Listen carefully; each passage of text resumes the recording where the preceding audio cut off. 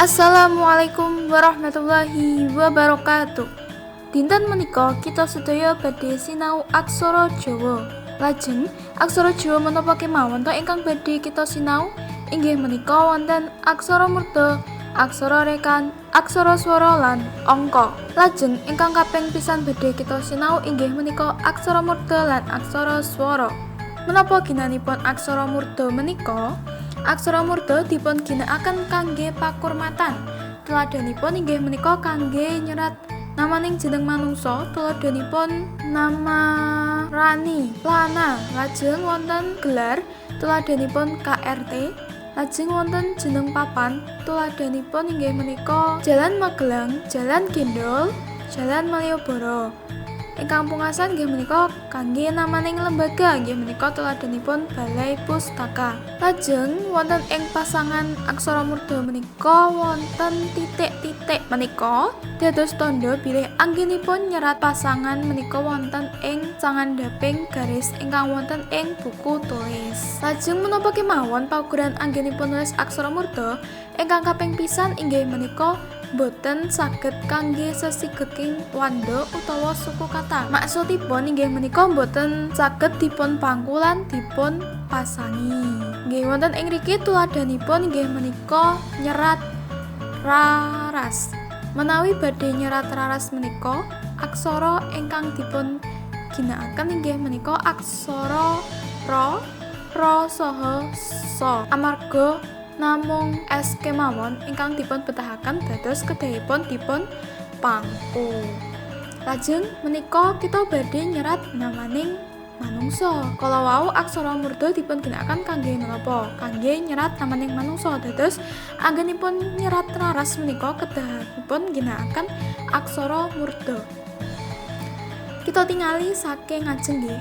Menapa aksara ra menika wonten ing aksara murda? Boten. Menawi boten ingkang dipun tingali ingkang winginipun. Nah, wonten ing mriki wonten aksara sa. Wonten aksara sa wonten aksara murdanipun boten. Oh wonten, menawi wonten kedahipun anggenipun nyerat ginakaken aksara murda kados mekaten. Ananging sekedhap paugeran anggenipun nyerat aksara murda menika kok boten saged dipun pangku. Dados menika lepat amargi aksara murda sa menika dipun pangku. Dados ingkang leres inggih menika nyeratipun ngangge aksara biasa. Sanajan nyerat namaning manungsa ananging menawi kedah dipun pangku menapa dipun pasangi boten ginakaken aksara murda. Lajeng tuladha sanesipun inggih menika ingkang dipun pasangi. Wonten ing mriki badhe nyerat raras lana kados ingkang kaping sepindhah wau nggih. Jeneng manungsa menika ginakaken aksara murda. Lajeng saben satunggal tembung menika namung ginakaken satunggal aksara murda. Menawi wonten ing ngajeng kala wau raras menika boten saged dipun pangku dados ginakaken aksara biasa. Lajeng wonten inggih wonten raras lana. Kedahipun sanipun dipun pasangi pasangan aksara la. Terus menawi nyeratipun aksara sa dipun pasangi menika boten saged. Menika dadosipun lepat nggih. Ingkang leres inggih menika kados mekaten. Raras lana. Amargi satunggal tembung menika kedah ginakaken satunggal aksara murda. Wonten ing tembung lana menika ingkang gadah aksara murda menika ingkang na. Dados nanipun ginakaken aksara murda. Ingkang wonten ing ngandhap nggih ingkang leres. Lajeng aksara murda menika saged kangge nyerat namaning papan. Tuladhanipun wonten ing mriki nyerat tawang wangu menika kados pundi to? Aksara dipun jinglengi saking ngajeng. Menapa wonten ing aksara murda wonten aksara ta? Wonten. Dados anggenipun nyerat inggih menika ginakaken aksara murda ta. Amargi jeneng papan. Kedah eling nggih menawi satunggal tembung menika namung satunggal aksara murda. Dados wonten ing mriki ingkang ginakaken aksara murda namung ingkang ta. Lajeng dipun urutaken saking ngajeng. Tuladhanipun wonten ing mriki wonten nyerat Balai Pustaka. Kita jinglengi saking ngajeng wonten ba. Ba menika wonten aksara murda. Dados anggenipun nyerat kedah ginakaken aksara murda.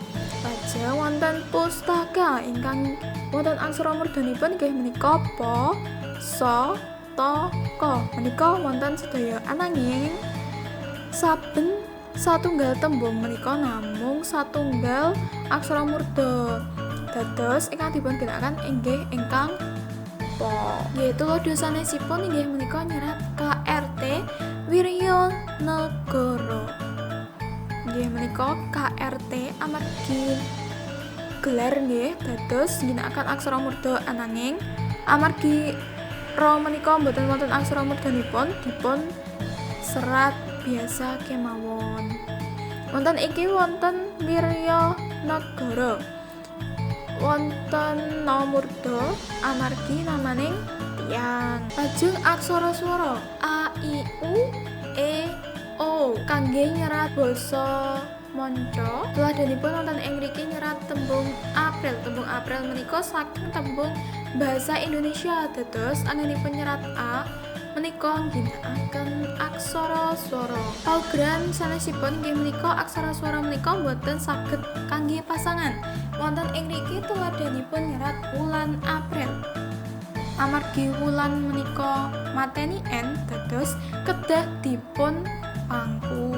Lajeng aksara swara menika saged dipun sukani sandangan wigyan utawi h, layar utawi r lan cecak utawi Tuladhanipun wonten ing mriki nyerat urbanisasi. Urbanisasi menika sanes saking basa Jawi. Amargi sanes saking basa Jawi dados ginakaken aksara swara u ingkang dipun sukani layar. Matur nuwun.